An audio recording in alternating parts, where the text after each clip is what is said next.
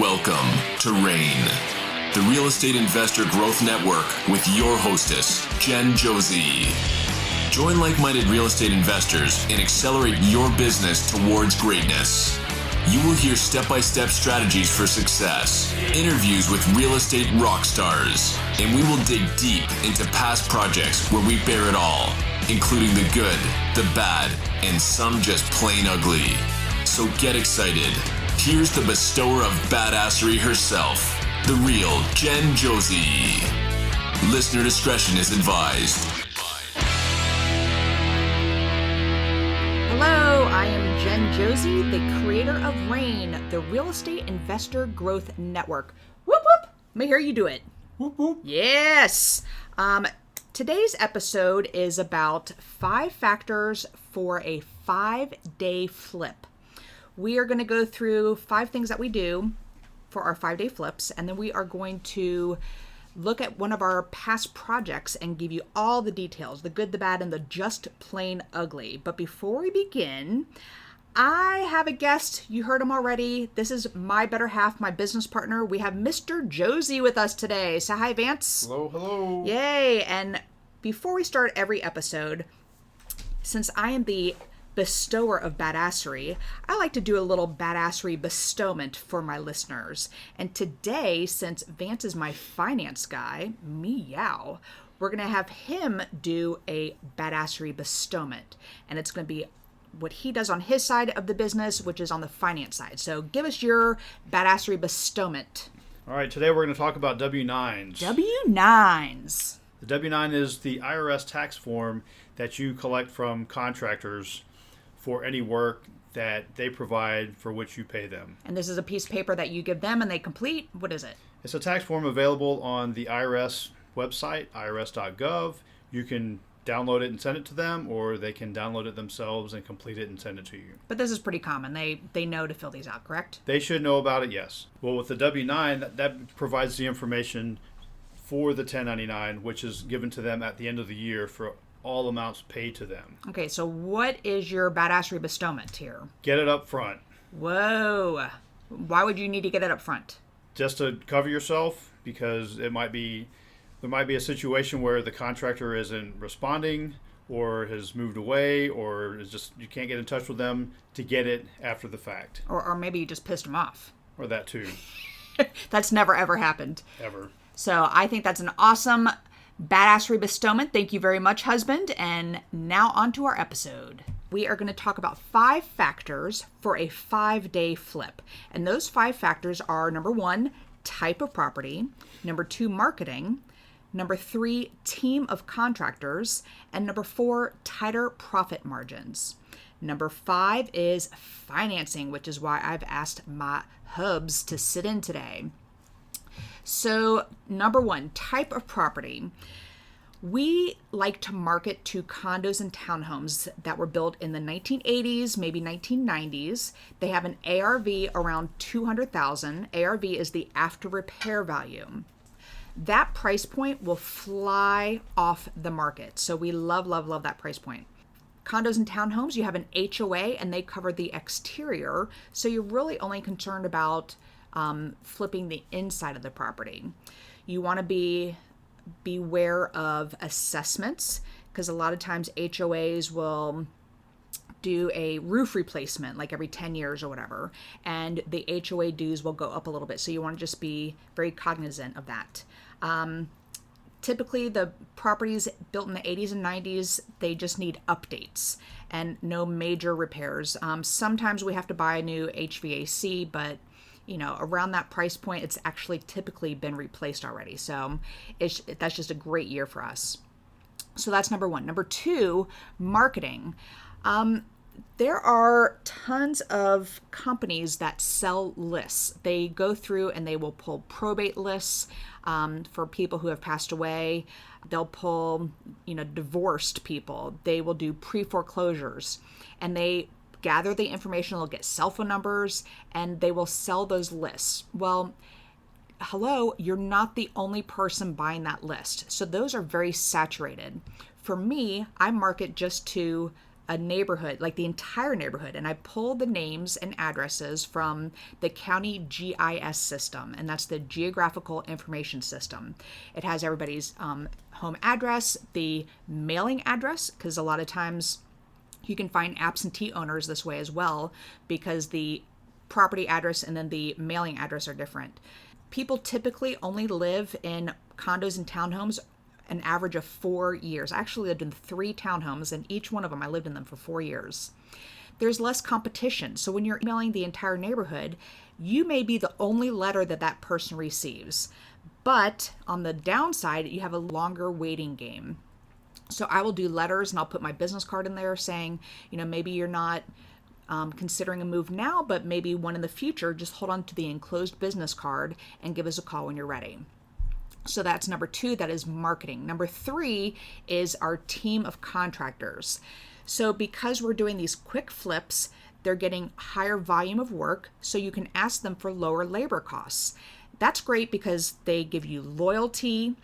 You also, when you work with them multiple times, you don't need to have them go on site and give you a quote. I know exactly what our countertops, what we pay. We pay $29 a square foot for granite.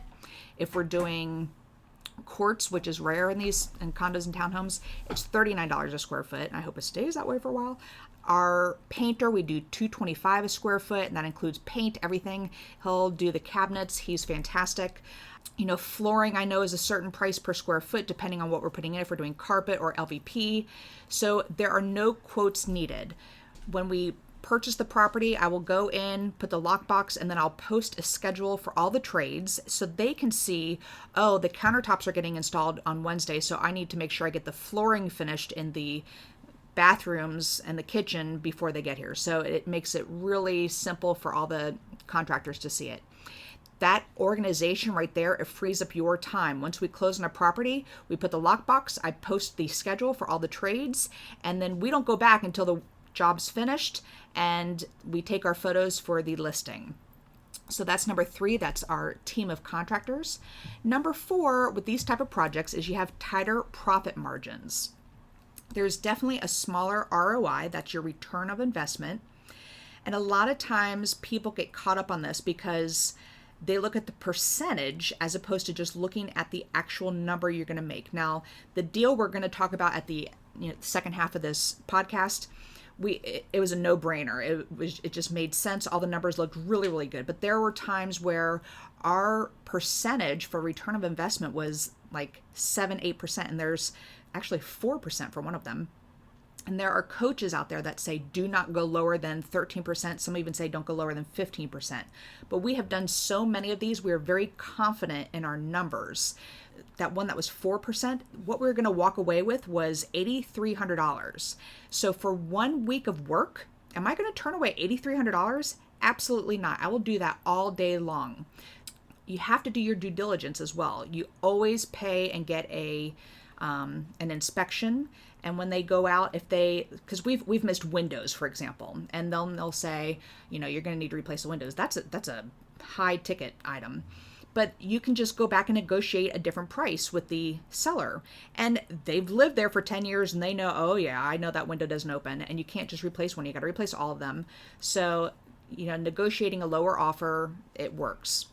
If you can't get if you can't get an inspection, you may want to just do a higher contingency. So the project we're going to talk about in the second half, we did not get an inspection, so we just padded it a little better with a higher contingency, and that's typically about 15%.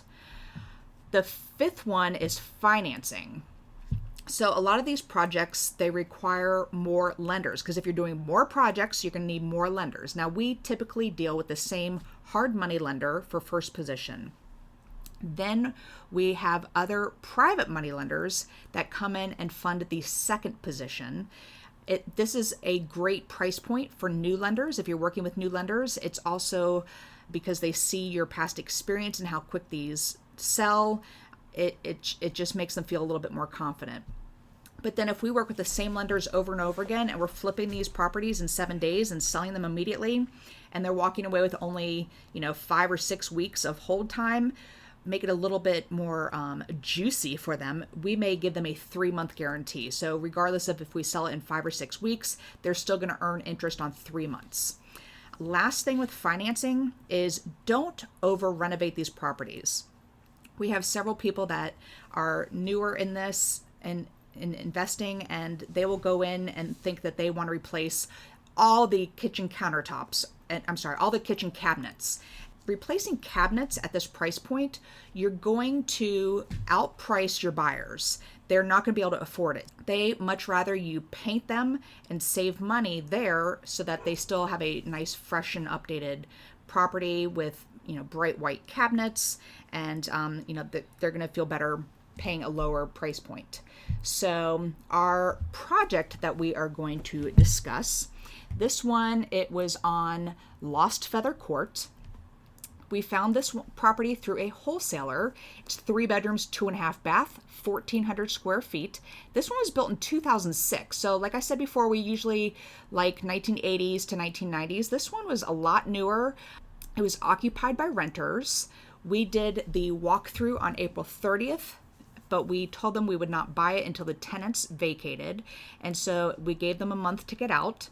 And we ended up closing on May 29th. For $120. We bought it for $120, and our estimated ARV, the after repair value, was $165. So this one was a no-brainer.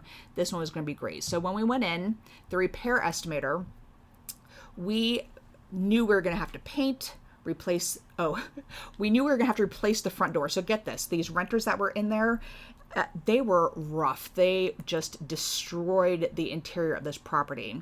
And I don't know exactly what happened, but there was a battering ram that went through the front door, and you could tell that the police tried to bust in there for something, and the frame around the door was just shredded. So we knew we were going to have to replace the front door and fix the frame. And also, when we were there, the neighbors were like, "Oh, thank you so much." They were very excited that they were getting new neighbors. We were going to replace the countertops in the kitchen only, and the sink. We budgeted for a new faucet. We budgeted for flooring. There was a water stain on the ceiling, so we budgeted for possible plumbing issues. Just threw another $500 in the estimator for that. We knew there was going to be some serious cleaning that had to be done because, we're buying from people who had a renter in there, and the owner was from out of state. We went ahead and budgeted $1,500 for junk removal. And it's a company that we use. They're called Junk Brothers. They go in, they bring their own truck. It's easy. And they take everything out of the cabinets and all that stuff. So $1,500 seems high, but so worth it. And then, like I said, there was a contingency for $1,500 because we were not able to get in and have an inspection prior to closing. But, we had it was built in 2006, so there wasn't going to be like anything super major, but still we had that padding in there just in case, like the AC unit needed something. So how we finance the deal. I'm going to have Vance talk about how we finance this. All right. So for this, we used a hard money lender. We worked with a couple different ones, but this particular one was Lending Home, and they are extremely easy to work with. We love Lending Home. They kind of have a setup where you kind of send all your information in, kind of get approved for a line of credit, and there's no fee up front until you start using it. So then once you have a deal on the table, the process is super fast. So we use them for about 80% of the total purchase and rehab. Which was? 130 or 100. We borrowed 105,000 from them and change. And then we use gap funding, which a private money lender, friends we know locally, they funded the rest. So we effectively borrowed 100% of what we needed to buy and rehab and get it sold. So do we have any money out of pocket? Zero. I hear people all the time saying, I have money here and I got to pay for this. But when we announced that we were going to start, doing flips and things, people came out of it's shocking. We had friends that, they said, well, we're private money lenders. So when you have a deal, let us know. Let's talk about that real quick. So if you have your $30,000 and it's sitting in a savings account, what's the typical interest, Vance, for savings accounts? Less than 0.5%. less than 0.5%. And what do we pay our private money lenders typically? 10%. 10% interest. Now that's APR. So for $30,000, if we held, so our estimated hold time was 3 months, just to be safe if there were any issues. What's the interest for that $30,000? What would they earn for a year by keeping their $30,000 in a savings account? What is the interest they would earn? For a year, it would be maybe $40. No, you said $89 before. $89. So very little. $89 for your money to sit in a savings account. And then how much did these lenders, if they were to, if we borrowed it for 3 months, how much interest would they earn? $750. $750. So huge difference for them to take it out of their savings account for 3 months and throw it right back in. So that is why so many people step up and say, I'm a private money lender. And, because they know they're going to be making money off the deal. They are secured by the actual property. They're on the deed. They get paid before we do. So they go on our insurance policy, fairly protected. Nothing is guaranteed, but it's a great way to, earn money quicker. And another way to be a private money lender, just while we're talking about it, is you can open what's called a self-directed IRA. So if I was a teacher in Florida for 10 years and I had a 403B and I only had about 50,000 in there from, 10 years of teaching, which is pennies, but I let it sit there. I didn't do anything with that money and it wasn't earning interest because I wasn't working down there anymore, but I still had that account. I knew there's 50,000 out there somewhere. So I ended up, when I started doing, flipping houses, we put that 50,000 into a self-directed IRA. Now we lend that out to other investors and I'm earning 10% off that as well. So huge difference right there. And that's I don't get that money right now because that's a retirement account, but it is building my retirement for the future. So back to this project, our estimated timeline, remember we closed on May 29th. That was a Friday. So Vance, tell us something we learned about closing on that Friday. Yeah, Friday's the last day of the month, and county offices tend to close early to record everything. So we learned not to ever pick the end of the month. Correct. But because these people, they needed a month to get out, it just kind of aligned that way because there's renters in there and they're moving into something, for that weekend. So projected timeline, we had the closing on the 29th. The Junk brothers were arriving Friday late afternoon to do the trash removal. Then the contract, they're probably going to have to do it Saturday as well. We had no idea what these renters were going to leave there. Then on Monday, June 1st, which is my birthday, the contractors were to begin and they would be finished by June 5th. That's doing the painting, the flooring, the countertops. We had our plumber go in there and then we also had our electrician check things out. So we projected for them to be finished on Friday. We would go in and take photos. Our cleaning babes would go in on that Friday and, clean up make it smell nice and everything. And then Saturday morning, we would list it at noon for showings. So that was our projected timeline. So surprises that we had. Going back to that May 29th, the last Friday of the month, our closing ended up being delayed a few hours because the seller was from out of state. So he was driving, where was he driving from? Maryland? From Maryland. And he was a couple hours late. So, and again, this is in the middle of the Rona. Closings were tough. You had to stay in your car and they came out with their masks on and you had to sign papers and, it was just confusing and everything to begin with. So he showed up late. It was probably about 4:00 and my Junk brothers were arriving about 5 p.m. and we found out that there's no way they were going to record. And so we're not going to get the keys until Monday.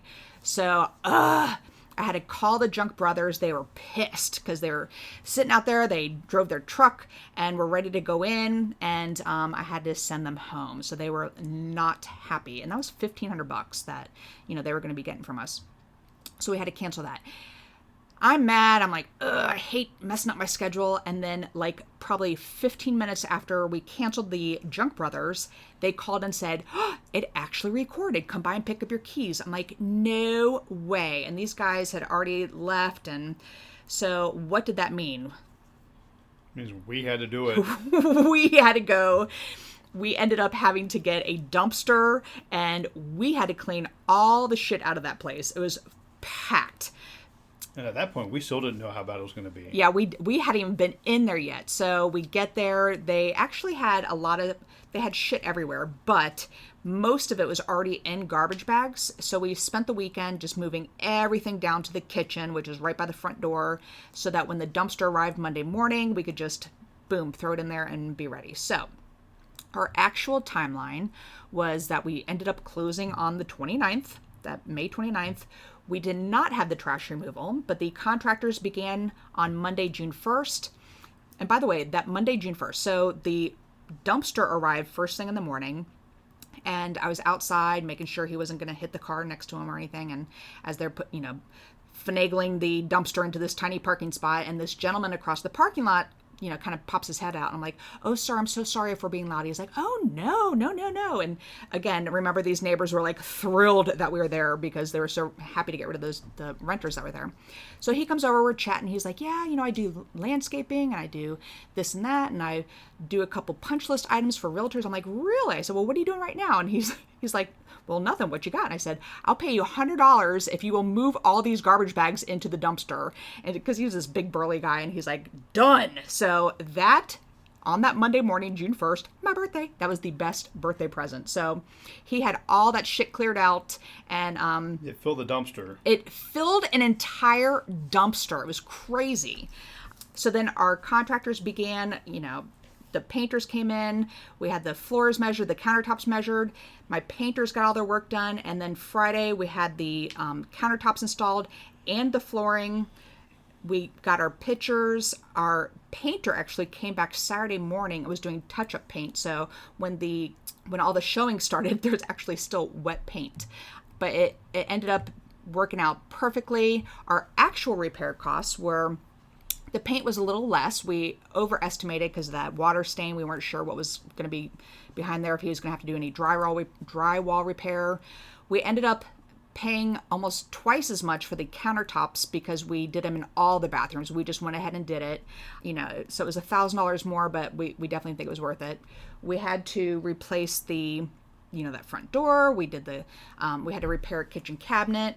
The junk removal, remember, we calculated $1,500. So the plus side of that is it only cost us $100 and a lot of elbow grease because we did it ourselves, but we paid the gentleman across the street.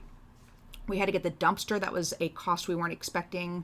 That was $300. We ended up replacing the oven, after they had their inspection because it was pretty nasty. We added a garbage disposal. That same gentleman across the parking lot, he did some pressure washing for us, so we paid him $150 to do that. That guy was such a find, such a great birthday present. So our original estimated repair costs were $13,015. We ended up spending $13,308. So like I said, we are very confident in our numbers. We definitely used up the $1,500 that we had in padding for that contingency, but it's definitely worth it. So now it's June 6th, which is a Saturday. Our painter was just there, and showings began at noon. Now, Vance is a BIC, which in North Carolina is the broker in charge. And we actually opened our own brokerage this year, and we're called the Acorn Agency. We're very investor friendly. So I'm going to let him talk about as soon as it was listed. So take it over, Vance. Yeah, so while the paint was literally drying and the showings began, we had a total of 18 showings on Saturday and Sunday. So it was very, very active that weekend. And we ended up receiving 5 offers. And we went with the best offer, which was actually $7,000 over asking price. Whoop, whoop. Whoop, whoop. But then, unfortunately, due to an error in due to an issue with the pre-qualification letter, I guess it wasn't completely correct. That buyer had to back out. So the contract fell through. And we ended up calling the next best contract to see if they were still interested. So, and back up just a little bit. We were so excited that we were under contract. We changed the listing on the MLS to, contingent, pending. As soon as you do that, and then to have your contract fall through, to make it active again causes a lot of issues. It's like a red flag for any agent that's taking clients to see your property, they're like, well, what happened? Was there a bad inspection report? So we scurried, and so continue. And unluckily with that, because only a day or two had passed, it's an easy answer. The buyer backed out. There wasn't enough time for an inspection in this case. I know, but we didn't have to relist it because we took the next best offer, which was $4,000 over asking price. So $4,000 over asking, and it actually could close quicker. So that worked out perfect. We didn't have to put it back onto the MLS. So by Tuesday, we were under contract at $4,000 over asking. Boom! And we did close on time. Everything went great. Our final numbers, our repairs, like I said, were $13,308. The interest we paid out to our hard money lender and to our private money lender was $1,658. The holding costs were $492, and typical holding costs are what, Vance? HOA, insurance, property taxes, utilities, electric, all that fun stuff. The closing costs, and that's the attorney fees and all that fun stuff, is $6,622. The commission we paid to their agent was $4,056. And the sales price ended up being $169. We listed it for $165. So our total profit on this project was $22,864 for 5 days of work, which is, I will do 3, 4, 5 of these a month if I could find them all. But this is just for a 5-day flip for not a lot of having to worry about a roof or exterior things. We love this. So, and in case you're wondering, that return on investment on this particular project was just over 15%. So it was actually great. It's better than the others we've done, but we got $4,000 more than asking. We only had it for a month and a half instead of 3 months. And found some other savings. We're slightly over budget on the repairs, a couple $100, but still, in the end, we saved in other areas. Definitely. Awesome. Thanks for pointing that out too. And again, that is kind of a unicorn. Remember, we will go lower, and when we know that, we'll make $5,000, $8,000, if it's just a week's worth, I'd rather walk away with $5,000 or $8,000. Again, this is a unicorn, but we will take unicorns all day long. So that is all. Thank you so much for listening. Thank you, Vance, for being here. Whoop, whoop. My pleasure. Yes. And we hope to catch you on the next episode. So go out there, everybody, and share your badassery and make it a great day. Take care. Bye-bye. Whoop, whoop. Thank you for listening to RAIN, the Real Estate Investor Growth Network. Be sure to subscribe on your favorite podcasting platform so you never miss an episode. If you need more badassery, you can follow Jen Josie by visiting therealjenjosie.com or become a member of RAIN by registering on rainmastermind.com.